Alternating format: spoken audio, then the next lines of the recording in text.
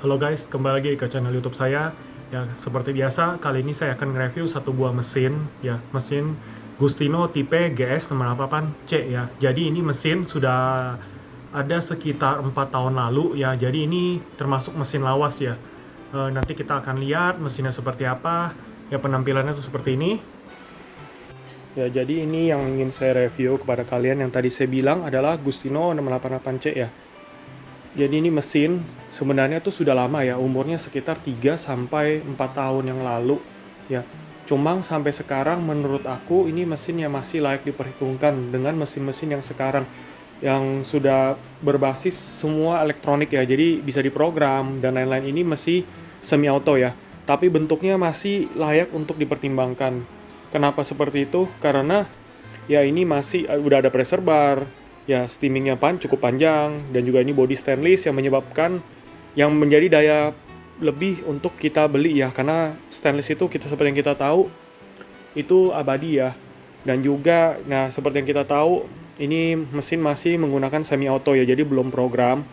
Uh, Menurut mitos, karena berbasis semi auto biasanya mesin itu lebih awet ya, jadi dia belum volumetric, jadi otomatis komponen-komponen yang dalamnya itu tidak tidak riskan untuk rusak ya. Misalkan contohnya, misalkan di daerah pedesaan atau daerah pedalaman, listrik kan ada yang sering kurang stabil ya. Nah, untuk mesin-mesin yang berbasis volumetric yang seperti Gustino 675 ini, atau mungkin yang kalian tahu di pasaran Ferrati dan lain-lain, itu bisa menyebabkan komponen rusak alias kebakar.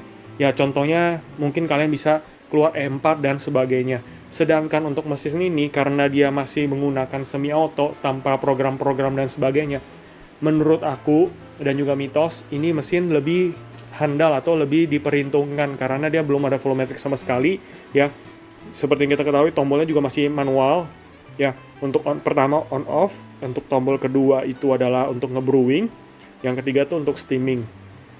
Namun meskipun udah cukup lama umurnya, ini yang paling penting sih, dia ada pressure bar, jadi kita bisa mengetahui tamping kita udah pas atau belum. Jadi untuk belajar, untuk usaha, mesin ini juga masih layak diperhitungkan. Bodi seperti biasa, seperti Gustino dan Ferrati Vero yang dan sebagainya, semua sama ya. Bodinya ini masih stainless ya, dan juga tangkinya rata-rata sama ya, 1700 mili ya. Jadi ini pipa steamnya dia satu lubang ya, jadi dan juga panjang, enak untuk steaming. Dan juga semua mesin ini menggunakan thermoblock ya. Jadi kita akan review untuk hasil kopinya, untuk steamingnya. Dan juga saya ingin lupa bilang, wattnya yang digunakan adalah 1450 supaya terhindar dari masalah konsleting dan sebagainya. Kalau bisa listrik kalian itu jangan terlalu pas-pasan. Misalkan listrik kalian tuh 1500 ya, itu kan mepet sekali ya. Ini daya maksimal 1450. Jika kalian menggunakan lampu dan lain-lain, ya ini bisa menyebabkan konsleting. Karena pernah ada kejadian teman saya kafenya di Sukoharjo ya. Jadi listriknya pas-pasan dan juga dia di pedesaan ya. Jadi dia memakai itu mesin kurang lebih 3-4 bulan. Nah, alhasilnya pas di konsultasi ngobrol sama saya lihat kenapa nih nggak bisa nyala mesinnya. Ternyata kan ketika dicolok dia selalu meletup ya, kayak listriknya tuh langsung turun. Pas saya cek, ternyata elektroniknya ada bau gosong dan juga terjadi kebakar. Jadi kalau bisa mesin dengan listrik yang kalian gunakan di tempat kalian masing-masing, jangan terlalu pas-pasan, itu saran dari saya. Dan juga colokan jangan kalian cabang-cabang, misalkan mesin kopi ada dengan kulkas, dengan line-lainnya. Kalau bisa mesin kopi dan grinder saja untuk satu line itu ya, supaya tidak ada perebutan listrik sehingga menyebabkan mesin error. Ya, jadi kita akan steaming dan juga brewing untuk mesin ini. Ya, jadi ini saya menggunakan, ini portafilter bawaannya, saya menggunakan yang double shot ya. Ini kita tes ya, karena setiap karakter kopi berbeda-beda ya. Jadi saya belum tahu ini akan jatuh ke pressure yang nomor berapa. Seperti yang kalian lihat video-video saya sebelumnya, untuk pressure yang bagus itu di 10 ya, 10 sampai 12 ya. jangan lewat dari itu. Di bawah 10 dia masih sedikit watery.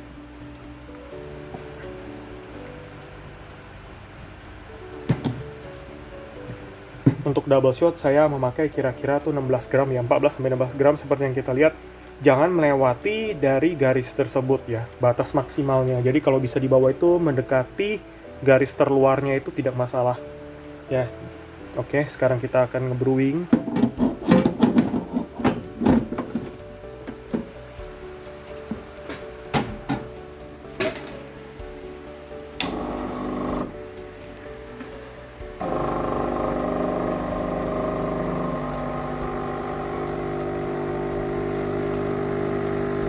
Oke, ini masih terlalu encer ya, kalau seperti yang kalian lihat. Ini masih gagal ya, meskipun krema sudah keluar, tapi tadi berhenti di 5 bar. Jadi yang bagus itu dia di perantara 5 sampai 10 ya sudah oke ya. Di atas 10 itu sedikit over extract ya.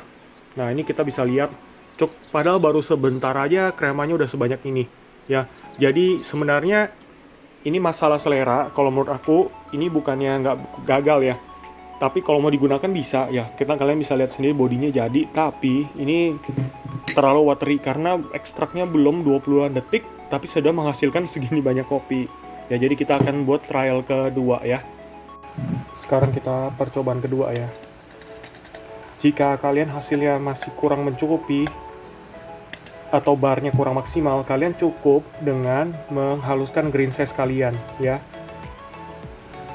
Karena saya selalu mendapat pertanyaan tuh, kok bar saya nggak naik-naik? Kalau menandakan bar kalian tidak naik itu berarti kopi kalian masih kurang halus. Jadi kalian cukup haluskan grain size ya. Ataupun bisa juga dari faktor tekanan tamping kalian kurang kuat. Dan juga yang terakhir itu dari kopi kalian. Apakah kopi kalian sudah lama? Itu juga menjadi faktor terakhir yang perlu diperhatikan. Oke. Semoga ini mendapatkan bar yang oke ya.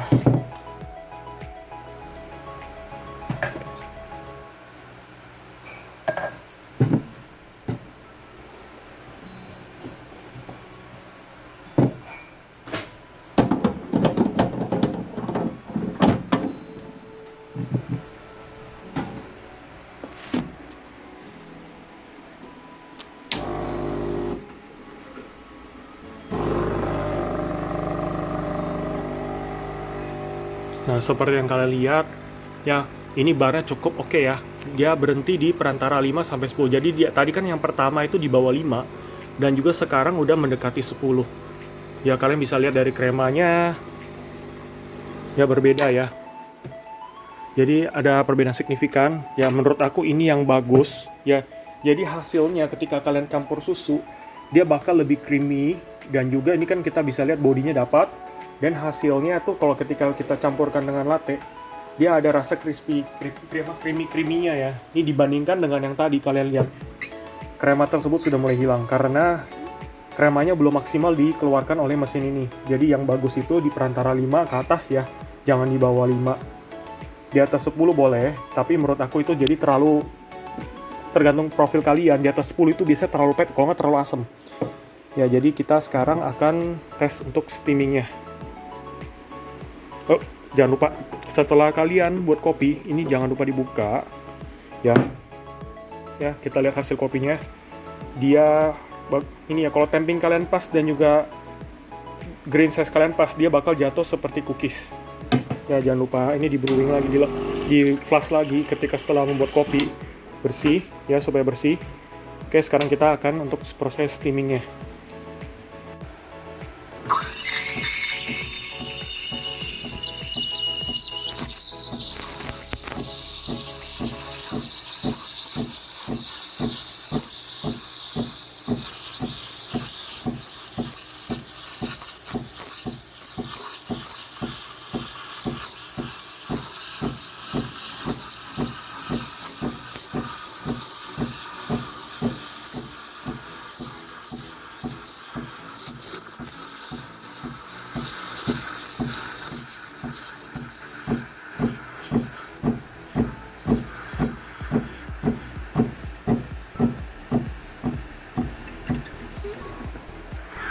Oke, jangan lupa langsung kalian lap dengan kain basah, dan juga seperti biasa langsung di flushing ya. Yang paling penting kalau kalian sudah tidak menggunakan steam, ini dimatikan ya. Jadi dia balik ke mode untuk nge-brewing. Karena kebanyakan dari customer saya atau teman-teman saya dia lupa tuh seperti ini. Ya, jadi mereka tinggal tanpa dimatikan. Jadi kan standby-nya itu cukup panas ya. Oke, sekarang kita akan membuat latte-nya.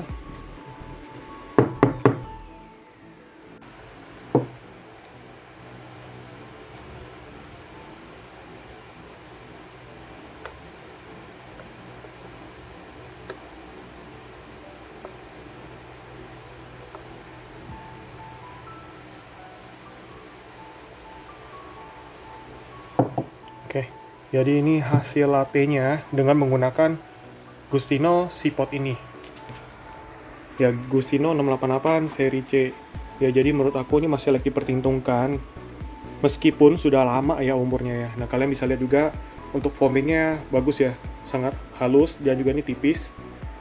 Ya, dan ini hasilnya. Dan juga nih ketika kalian habis steaming, dia kan masih kedip-kedip ya. Caranya tuh seperti ini ya. Kita mengeluarkan air dari group head karena uap panasnya supaya lebih cepat keluar. Oke.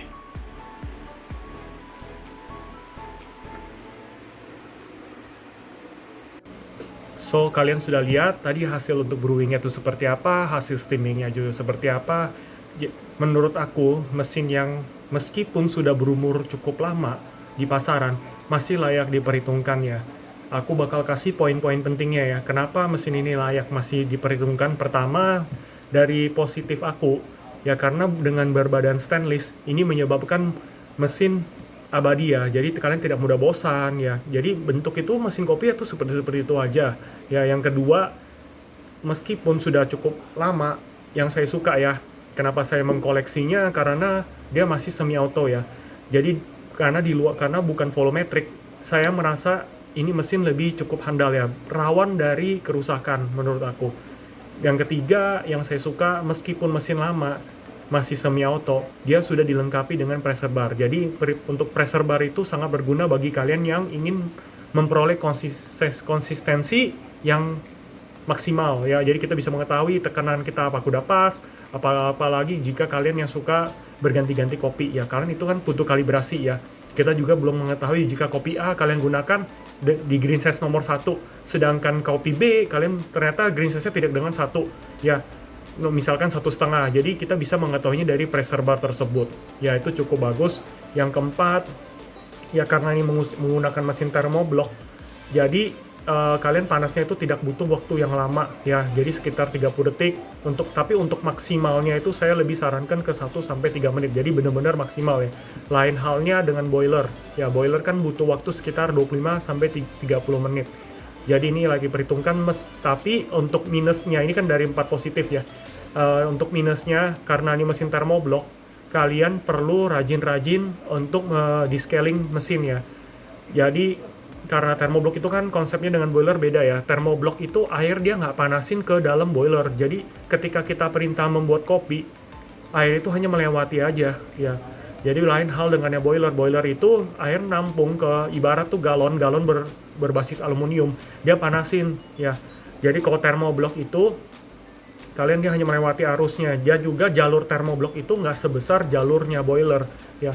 Jadi kalau bisa kalian di scaling ya untuk bersihin boiler, itu tergantung kapasitas kalian menggunakan per hari berapa kopi ya. Saran saya yang terbaik itu kalau ketika kalian 30 cangkir ke atas 2 minggu sekali nggak masalah sih ya. Itu harus diperhatikan karena thermoblock lain halnya dengan boiler ya. Nomor 2 minusnya saya ini, dia untuk kamu jika untuk komersil ya, misalkan 100 cangkir ke atas ya, ini mesin nggak saya rekomen sampai bagaimana sih. Jika kalian tetap kekeh melakukan 100, bukannya nggak bisa ya, ini hanya merusak umur mesin aja ya. Jadi saran saya, karena harganya juga tidak terlalu mahal ya, jadi ini untuk 30 cangkir masih oke lah ya. Ini kalau misalkan kalau kalian ini menggunakan 50 cup per hari boleh, tapi steamingnya itu jangan digunakan ya, karena kan ya untuk brewing seperti yang kita tahu dia suhunya itu 90 sampai 98. Ya mesin ini yang